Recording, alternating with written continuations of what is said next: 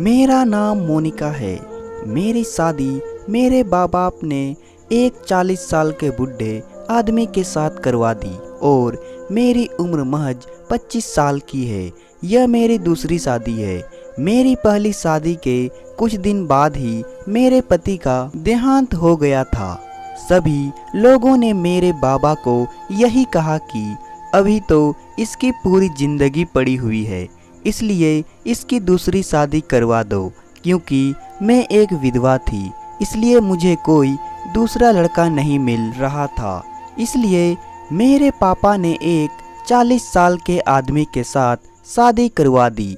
मेरे पति अधिकतर अपने काम के सिलसिले में व्यस्त रहते थे और जैसे ही जब काम से वापस आते हैं तो थकान का बहाना बनाकर सो जाते हैं। मैं अपने पति के बिना अकेली बिस्तर पर तड़पती रहती हूँ।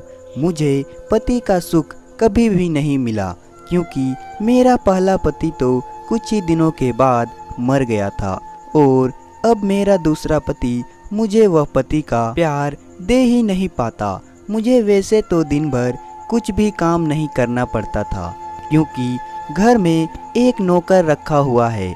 एक दिन हमारे नौकर की तबीयत खराब हो गई, इसलिए वह अपने बेटे को अपनी जगह कुछ दिनों के लिए काम पर भेज दिया था। अगले दिन जैसे ही हमारे नौकर का बेटा आता है तो उसको देखकर मेरे होश उड़ जाते हैं, क्योंकि वह दिखने में कतई भी नौकर की तरह नहीं लग रहा था। एकदम गठीला, मजबूत शरीर, ऊपर से गोरा रंग, काली आंखें, वह किसी फिल्मी हीरो से कम नहीं लग रहा था। मैं बहुत देर तक उसको बस ऐसे ही निहारती रही। तभी एकदम से नौकर के बेटे ने मुझे कहा, मालकिन, मैं रवि काका का बेटा हूँ। पिताजी ने मुझे यहाँ पर काम करने के लिए भेजा है। पिताजी की तबीयत थोड़ी खराब है, इसलिए वह कुछ दिन काम नहीं कर सकते। मैं रवि काका के बेटे को घर के भीतर बुलाया और खुद जाकर मैं कुर्सी पर बैठ गई। मैं रवि काका के बेटे को काफी इतराते हुए पूछा, तुम्हारा नाम क्या है और तुम्हें काम के सिवाय क्या क्या करना आता है? तभी रवि काका के बेटे ने कहा, मालकिन, मेरा नाम गोपू है। मैं घर का सारा कामकाज बहुत ही अच्छे से कर लेता हूँ। तभी मैंने गोपू की तरफ शरारत भरी हंसी हंसते हुए कहा, अच्छा, घर का काम तो कर लेते ही हो, ठीक है, लेकिन तुम यह मालूम है कि ना घर का काम करने से ज्यादा जरूरी अपने मालिक और मालकिन को खुश करना होता है।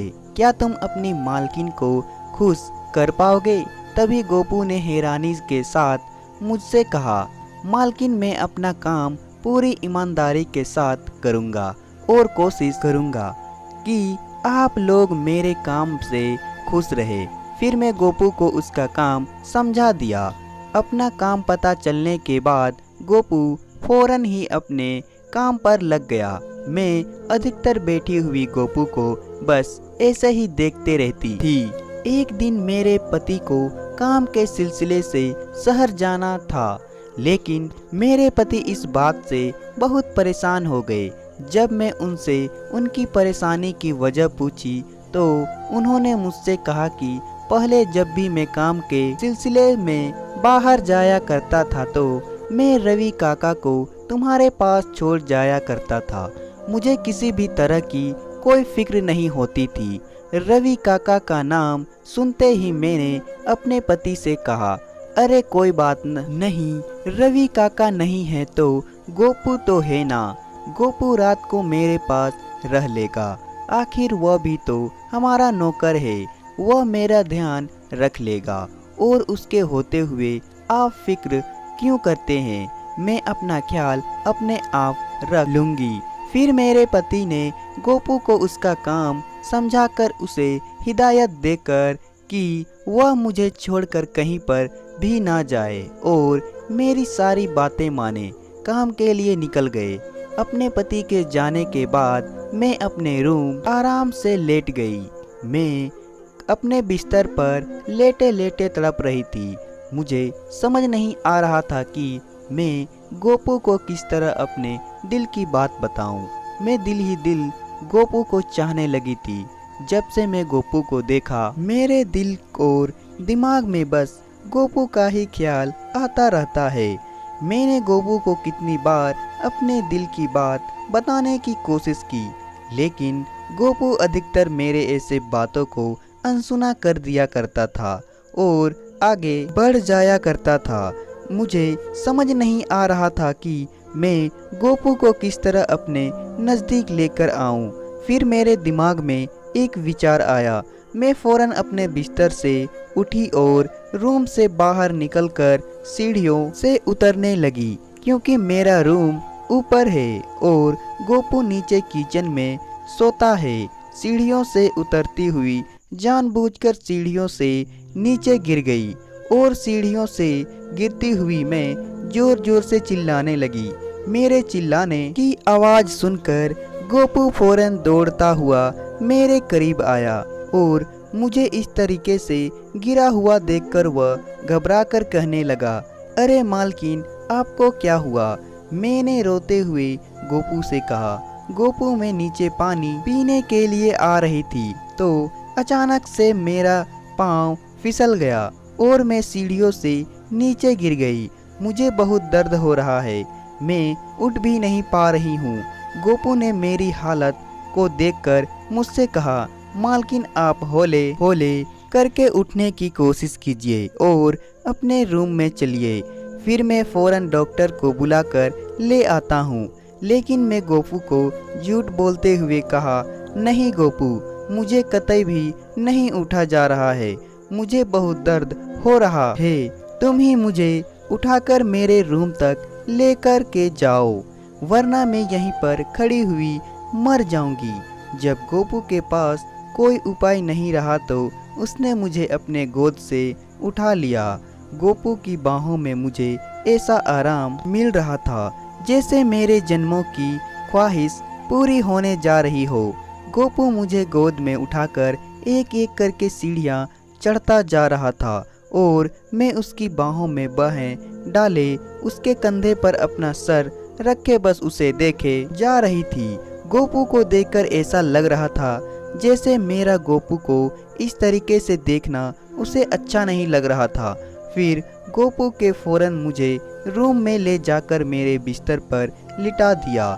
जैसे ही गोपू ने मुझे मेरे बिस्तर पर लिटा दिया तो गोपू से बिछड़ने के डर से मैं कतई घबरा गई और मैंने फौरन गोपू की शर्ट पकड़ ली और उसे अपने नज़दीक खींचते हुए कहा, गोपू, मुझे छोड़कर कहीं मत जाओ, मैं तुम्हारे बिना जी नहीं सकती, मैं मर जाऊंगी। देखो ना, मैं तुम्हारे बिना दर्द में कैसे तड़प रही हूँ। तुझे मेरा यह दर्द दिखाई नहीं दे रहा है क्या? तुझे मेरा वह दर्द दिखाई नहीं देता।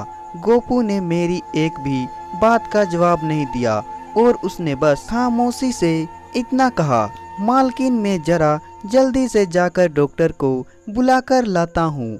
इतना कहकर गोपू रूम से बाहर चला गया। तकरीबन 2 घंटे के बाद जब गोपू घर से आया तो गोपू के साथ एक डॉक्टर और साथ में एक लड़की भी थी। डॉक्टर ने मेरा पाँव देखा तो डॉक्टर ने कहा कि नहीं, ज़्यादा कोई तकलीफ नहीं हुई है, बस कुछ ही दिन आराम करेगी तो ठीक हो जाएगा। और डॉक्टर ने मुझे दवाई दे दी। डॉक्टर के जाने के बाद गोपू ने उस लड़की से जो गोपू के साथ आई थी उससे कहा, तुम मालकिन को अच्छे तरह से ख्याल रखना, यह चल फिर नहीं सकती, इन्हें किसी भी तरीके की दिक्कत नहीं होनी चाहिए, इन्हें सारा देकर बाथरूम तक लेकर जाना और फिर इनका सारा काम करना। मैंने हैरानी के साथ गोपू से पूछा, गोपू, तुम मेरे नौकर हो और यह यहाँ पर क्या कर रही है? तभी गोपू ने मुझसे कहा, मालकिन, यह मेरी बीवी है, यहाँ पर मालिक तो है नहीं और ना ही इस घर में कोई औरत है जो आपकी देखभाल कर सके, इसलिए मैं अपनी बीवी को यहाँ पर ले आया हूँ ताकि वह आपकी देखभाल कर सके। फिर गोपू ने अपनी बीवी को मेरे लिए गर्म पानी करने के लिए कहा। जब गोपू की बीवी चली गई तो गोपू ने मुझसे कहा, मालकिन हम लोग गरीब जरूर हैं, लेकिन हम अपनी मान मर्यादा में रहना जानते हैं। मैं एक शादीशुदा हूँ और मैं अपनी बीवी के साथ कभी भी धोखा नहीं कर सकता। आप अमीर लोग हैं, आप लोगों में धोखा देने का रिवाज होगा, लेकिन हम गरीबों में यह रिवाज नहीं है। फिर गोपू इतना कहकर वहाँ से चला गया और उसके बाद से गोपू की बीवी ही मेरी देखभाल करने लगी। गोपू घर के काम करता और गोपू की बीवी मेरी देखभाल करती। तो दोस्तों, कहानी पसंद आए तो वीडियो को लाइक करें और साथ ही साथ चैनल को सब्सक्राइब भी कर दे।